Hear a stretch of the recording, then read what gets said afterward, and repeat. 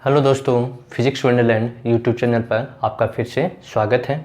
आज का जो हमारा लेक्चर है वो कैपेसिटर्स से रिलेटेड है, जिसमें सीरीज और पैरेलल कॉम्बिनेशन वाला हमारा टॉपिक चल रहा था, जिसमें हमने क्वेश्चन सॉल्व कर रहे थे और वहाँ पर बताया था आपको कि स्टेप बाय स्टेप हम स्टार्ट करते रहेंगे। तो आगे की जो क्वेश्चन है वो हम आज क्लियर करेंगे यहाँ पर, जिसमें कैपेसिटर्स का सीरीज और पैरेलल कॉम्बिनेशन स्टार्ट हो रहा है। ठीक है, तो स्टार्ट करते हैं। तो देखिए क्वेश्चन क्या है पहला।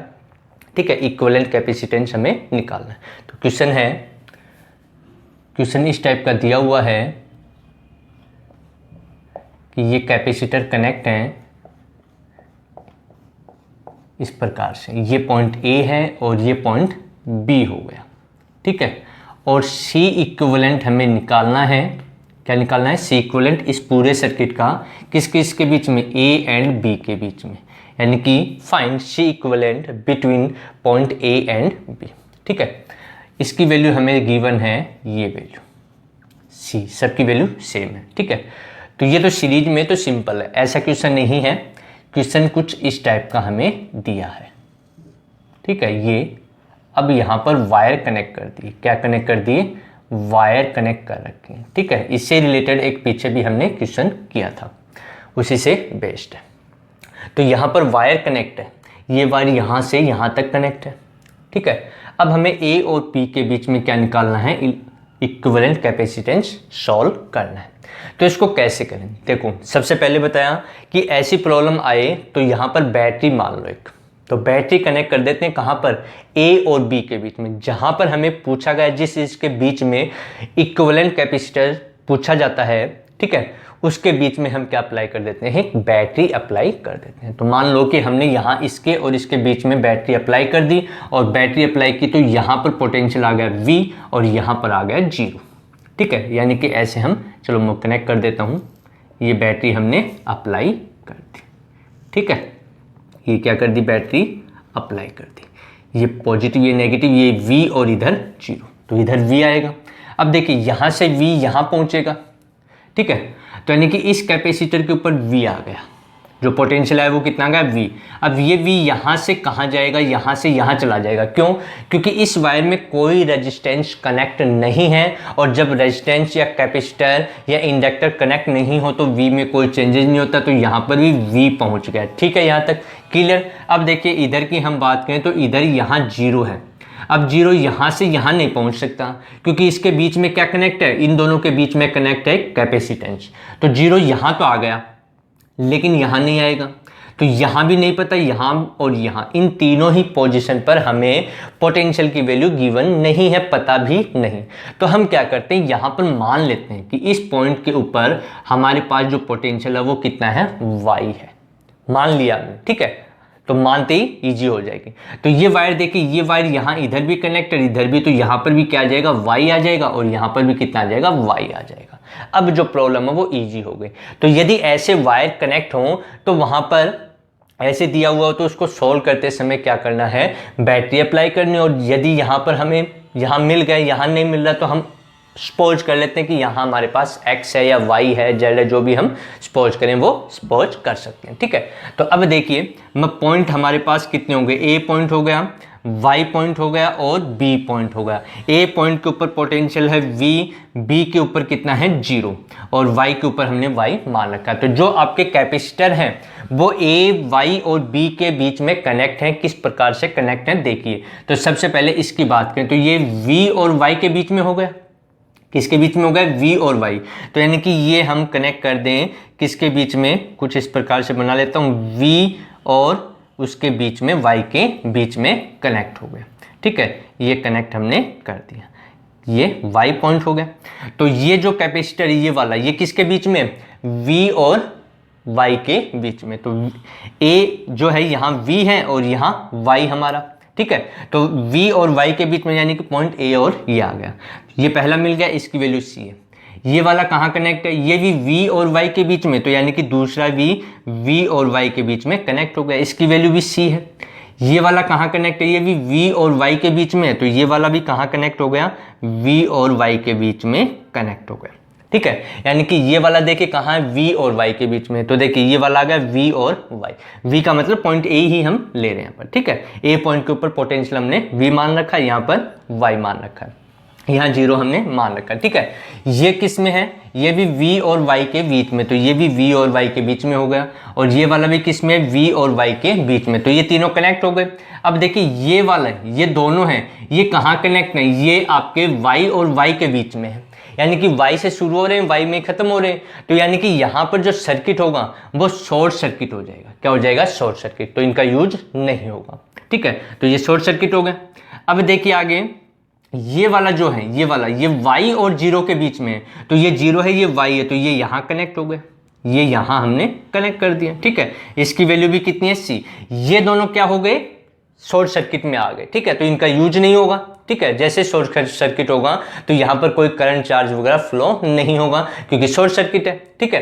तो यहाँ पर कहने का मीन्स है जितना पोटेंशियल यहाँ है उतना ही पोटेंशियल यहाँ पर है, सेम है, कोई पोटेंशियल डिफरेंस ही नहीं है इनमें। पोटेंशियल डिफरेंस कितना है, 0 हो गया, ठीक है। तो ये शॉर्ट सर्किट में आ जाता है, ठीक है। तो अब देखिए यहाँ पर इसकी वैल्यू सी, ये कौन से कॉम्बिनेशन में हो गए, ये पैरेलल में हो गए, और ये पैरेलल में सोल्व करने के बाद इसके साथ सीरीज में आ जाएंगे। तो इसको सोल्व करें पहले, तो C पैरेलल का फॉर्मूला क्या होता है, C1 plus C2 plus C3 and so on Cn। तो यहाँ पर C1 की वैल्यू C है, C2 की भी और C3 सबकी वैल्यू सेम है, तो C पैरेलल के लिए क्या आ गया, C प्लस C, तो कितना हो गया C, ये हो गया 3C।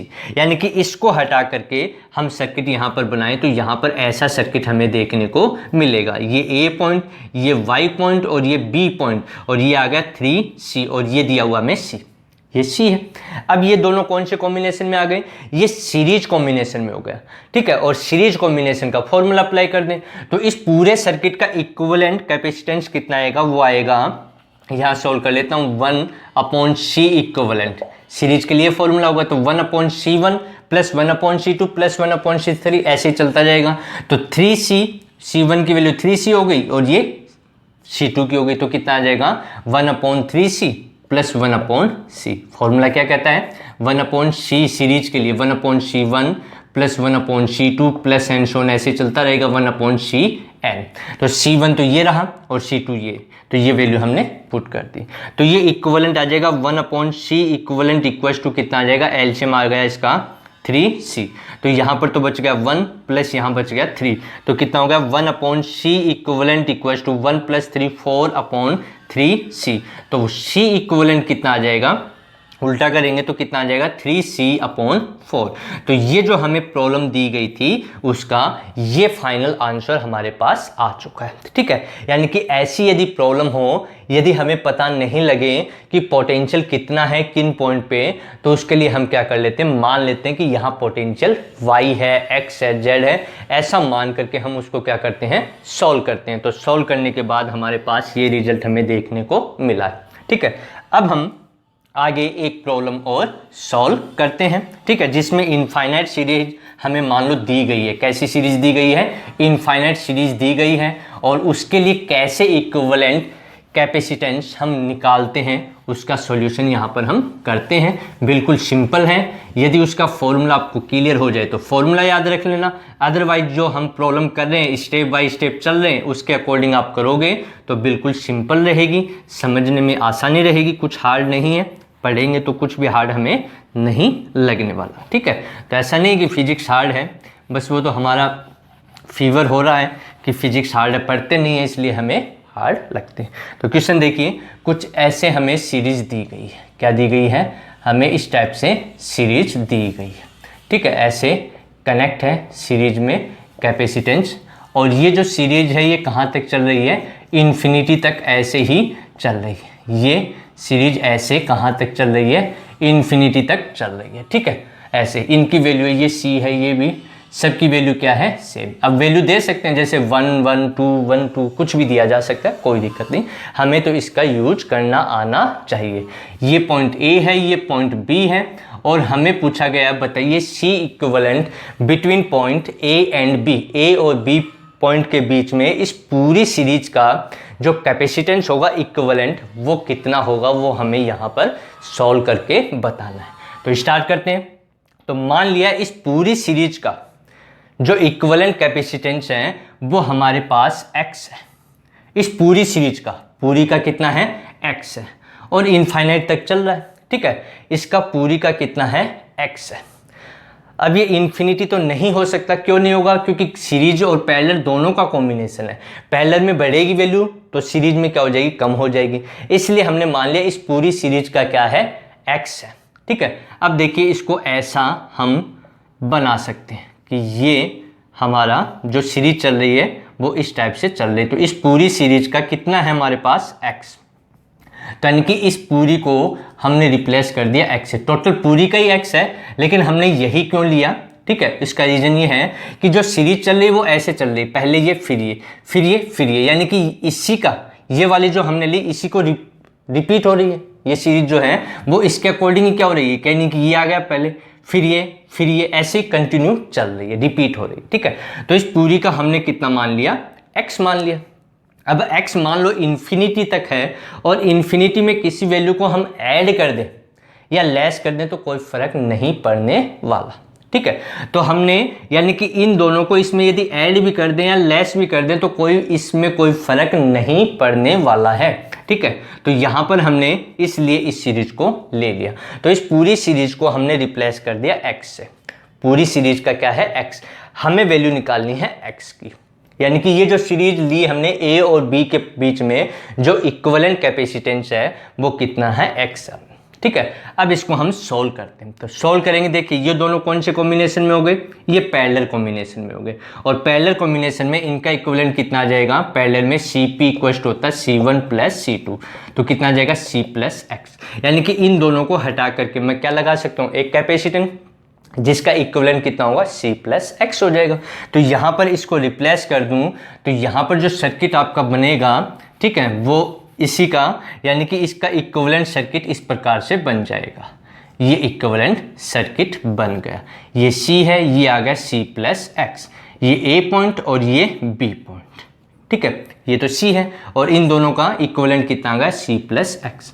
अब देखिए ये जो है वो कौन से कॉम्बिनेशन में, ये सीरीज कॉम्बिनेशन में हो गए, किस में हो गए, सीरीज कॉम्बिनेशन में। तो इसको हम सोल्व कर लें, और सोल्व करने के बाद जो रिजल्ट आएगा वो किसके इक्वल होगा, वो हमने बताया कि इसका पूरे का किसके इक्वल है, x के इक्वल। तो इसको जो सोल्व करेंगे वो जो रिजल्ट आएगा वो x के इक्वल हो जाएगा, ठीक है। तो देखिए इसका कितना आएगा, 1/c इक्विवेलेंट इक्वल टू, यह सीरीज में है तो सीरीज के लिए CS लिख दूं मैं, तो कितना आएगा 1/c plus 1/c plus x, sorry s लिख दिया सीरीज के लिए x, ठीक है।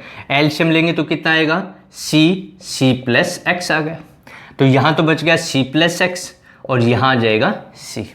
आगे सोल्व करें तो ये वैल्यू आई हमारी 1/cs के इक्वल, यहाँ लिख देता हूँ 1/cs कितना आया, c प्लस c 2c हो गया, 2c प्लस x अपॉन, इसको मल्टीपल करेंगे तो c स्क्वायर प्लस cx हो गया।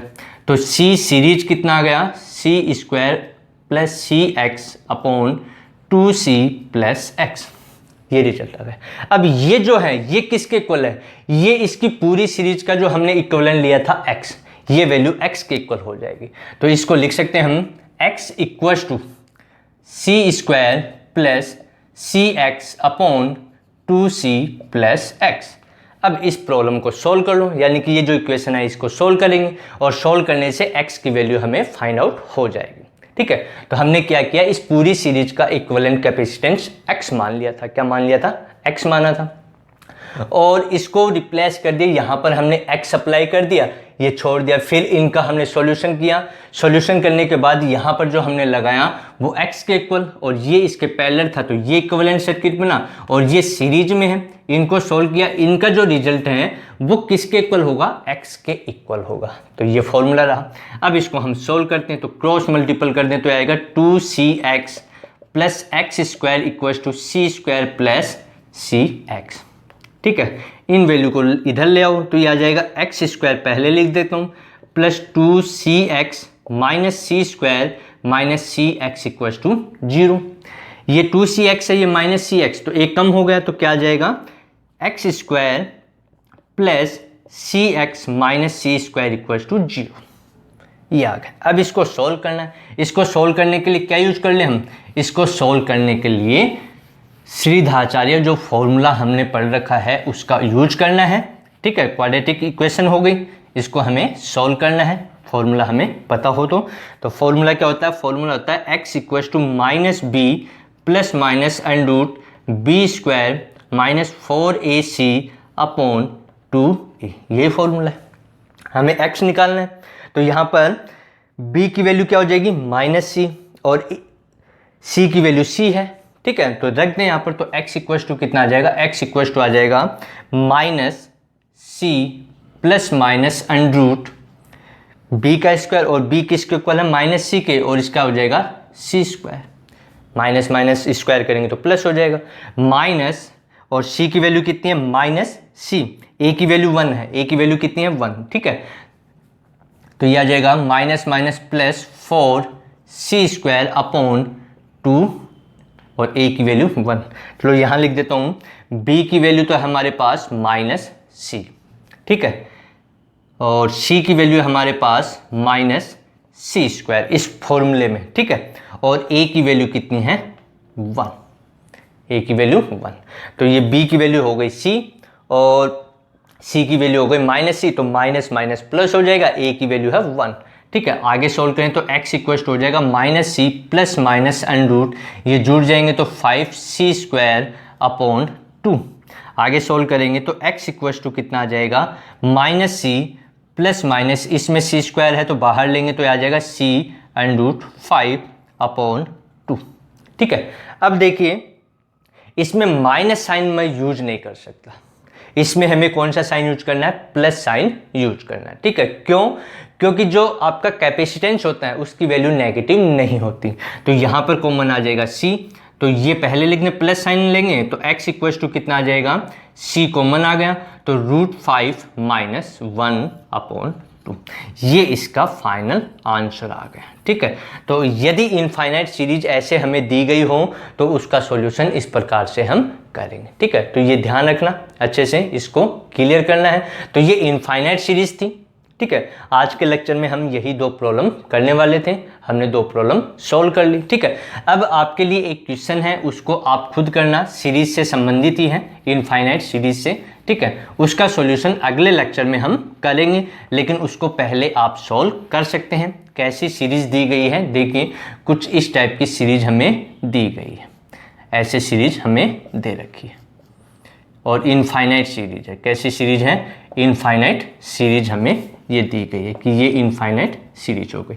ये वैल्यू है 2 माइक्रोफराड, 2 माइक्रोफराड ऐसे ही चल रहा है, ये 1 माइक्रोफराड, ये 1 और ये भी 1 ऐसे। ठीक है, ये ए पॉइंट और ये बी पॉइंट, तो ए और बी पॉइंट के बीच में हमें इक्विवेलेंट कैपेसिटेंस फाइंड आउट करना है। ठीक है, इसमें और इसमें अलग आएगा, आपका ये फॉर्मूला लगा दोगे नहीं होगा। देखिए यहाँ पर जो कॉम्बिनेशन है वो ऐसे चल रहा है, ऐसे। ठीक है, और यहाँ पर कॉम्बिनेशन ऐसे चल रहा है, उल्टा हो रहा है इसका। ठीक है, यहाँ पर ये पहले लगा रखा है, इसमें बाद में है, इसमें पहले है, तो ये चेंज हो चुका है। ठीक है, तो इससे रिलेटेड कैसी प्रॉब्लम, तो दोनों ही प्रॉब्लम हमें क्लियर होनी चाहिए। तो ये यहाँ करवा दी, अब इसके लिए क्या आएगा वो आपको सॉल्व करना है। इसका सॉल्यूशन हम अगले लेक्चर में कंप्लीट करेंगे। ठीक है, तो यदि आपको वीडियो अच्छा लगे तो लाइक कीजिए, शेयर कीजिए। ठीक है, तब तक के लिए सभी को बेस्ट ऑफ लक, और ये प्रॉब्लम अच्छे से सॉल्व करना। याद रखना कि यहाँ पर जो वैल्यू है वो नेगेटिव नहीं यूज करनी है, क्या यूज करनी है, पॉजिटिव। यदि नेगेटिव कर लेंगे तो कैपेसिटेंस जो आएगा वो नेगेटिव आ जाएगा, ये भी नेगेटिव है, यहाँ पर भी नेगेटिव लेंगे तो क्या आ जाएगा, नेगेटिव। इसलिए हमें पॉजिटिव वैल्यू यूज करनी है, क्योंकि कैपेसिटेंस नेगेटिव नहीं होता है। ठीक है, तो ये हमारी आज की लेक्चर में 2 प्रॉब्लम थी। अगले लेक्चर में हम एक तो इसका सॉल्यूशन करेंगे, और जो व्हीटस्टोन ब्रिज है उसमें कैसे प्रॉब्लम सॉल्व करते हैं, ठीक है, उसका हम यूज वहाँ पर करना सीखेंगे।